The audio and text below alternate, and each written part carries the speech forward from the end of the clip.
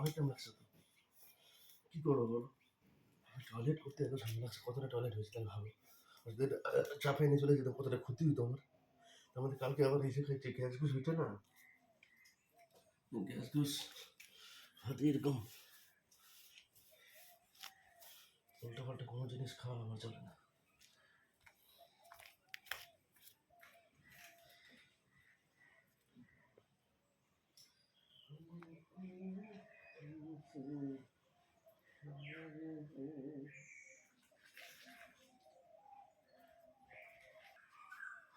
তোমার দেখলে যে বিক্রি হলে বিক্রি সমস্যা, আমি থাকলে যাবো ঠিকই বিক্রি হয়। দেখছো মহিলাটা আসলে বই নিয়ে গেল, হ্যাঁ? আর তুমি থাকলে ওই জন্য কাস্টমার নেই।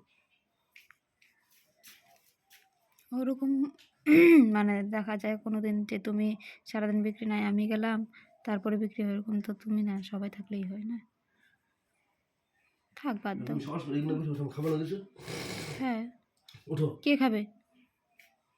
তুমি খাবা? ভাতগুলো চনচনাই থাকতো। চালগুলো ভিজিয়ে রেখে মানে চল ভিজিয়ে রেখে ভাত রান্না করে যে, ভিজিয়ে রেখে তো ভাত রান্না করতে হবে। ওর জন্য তো ভাত মনে হয় যে ধোয়া ধোয়া। না না, আগে ভাবছিলেন আমার বই খাই।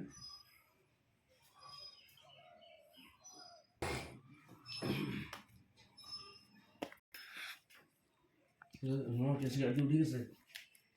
না, উঠবে আজকে, আরো ভোট, আমি কি বলবো বুঝতে পারছি না। ভোটে উঠবে? না ভোটে উঠলে কি হয়েছে? ভোটের দিন আজকে হইতেই পারে, এখানে আর কোনো ভরসা নাই। না, যত রাস্তা তত মঙ্গল। এত দূর দিয়ে এত যাওয়া চাপ আছে, বুঝছো?